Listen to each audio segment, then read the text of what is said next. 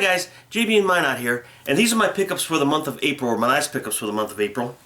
The first one is my 69th or 70th Game Gear game, Deep Duck Trouble, starring Donald Duck. They had a lot of these games on the Game Gear. It's basically a platformer. It looks pretty interesting, and Disney made pretty good platformers back then. It's looks good. You can look it up on YouTube. Now for a couple of PSP games. MLB The Show 14. I already got MLB The Show 12, but I got this because it was $9 at GameStop, so I figure, what the heck. And, you know, maybe I'm trying to be a completist for the PS Vita. Okay, here's a game from Tales of the Abyss, or Operation Abyss. Same makers. Stranger of Sword City. It's a dungeon crawling RPG.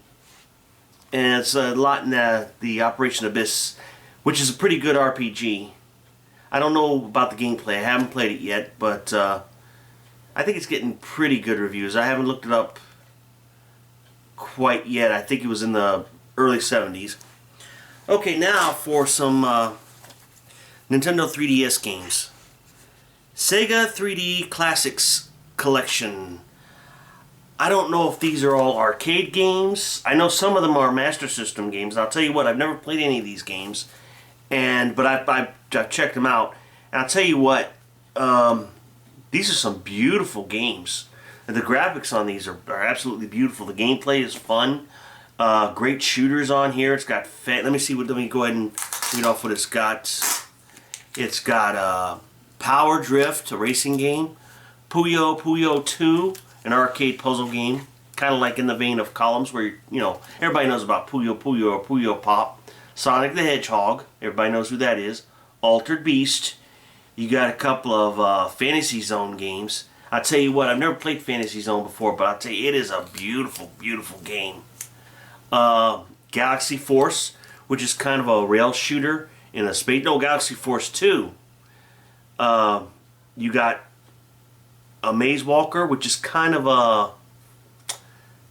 like a Diablo type thing. You're going through, you're killing bad guys, and you're trying to escape. And then you have another one, Hunter Thunderblade, which is a helicopter game. It's like 9 classic Sega games in one. And it's a pretty good collection. You know what I'd like to see is a good Game Gear collection. You know, because there are plenty of Game Gear games from Sega. Also, maybe one for simply the Master System. Or, you know, maybe from the Sega Saturn or something like that on the Vita. That would be cool. I'd love to see that. But anyhow, there's this. If you're a Sega fan, you can't go wrong with this.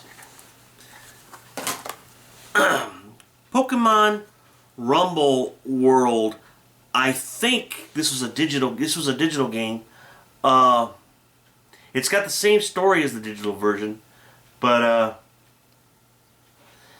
with this, what you do is you start with a Pokemon, and you're tasked with going around taking your Pokemon and fighting other Pokemon. You know, just like in a Pokemon game. Only this is an action type game. What you do is you press the A button to attack other Pokemon, and you go into various dungeons, and he walks through, and you use the A button to beat up on the other Pokemon, and you switch Pokemon on the fly. It's pretty fast paced. It's kind of like Yokai Watch in that area. And it's pretty simply played, but it's hard to master. I haven't gotten very far in it yet, but there are a couple of battles I have lost, which is good, which means there's some difficulty to it. But it's a pretty fun game for a simple concept. You basically, the only button you use is the A button. Sometimes you press the B button to enhance an attack. But it's a beautiful looking game. I think the digital version, let me see what the difference is. This game has the same story as the digital version, but items can be received without having to pay. As you advance in this game, you can receive 3,000 Pokédiamonds. Note, the Street Pass and Spot Pass features can communicate between this game and the digital version, but save data cannot be transferred. And there's that. Okay, now last but not least is a sequel to Bravely Default, one of the great RPGs of the 3DS. Bravely Second and Lair. And the story is basically one of the characters from the first game has been kidnapped by this regime that's trying to take over the world. And it's got gorgeous graphics and everything. And the basic premise of Bravely Default and Bravely Second is when you come against enemies, you have a choice. You can either default, which means don't make a move and just defend yourself, or you can hit Brave, which means you do an attack or you perform a magic attack or you perform some kind of action. And what happens is you can either Brave or default up to 3 or 4 times. You can Brave up to 3 times per turn, but you have to strategize. You have to work as a team. That's what I love about this game. There's a lot of teamwork involved between the 4 characters that you control, and you can collect various jobs. There's like up to, I think, 30 jobs in this one, and there's some of them are new jobs. Some of them are older jobs, but some of them are newer jobs, and each job has a different unique ability, and you swap out jobs throughout the game, and you level up those jobs, and they all have to work in conjunction with each other, which is cool. It's a beautiful, beautiful, beautiful game. The music is beautiful. It's a very well done graphics. It can be a bit difficult. I think it's more difficult than the first one, which is okay, but the difficulty is really balanced. And it's just, if you like Bravely Default, you'll like this game. It's not too much different.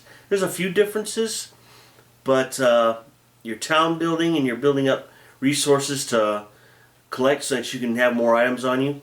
But it's a great game. If you like RPGs, if you like strategy like this, it's very strategic, very uniquely done. You can't go wrong with this. Okay guys, those are my pickups for the month of April. I hope you all have a great May, and in the meantime, have a good day. God bless you. Bye-bye.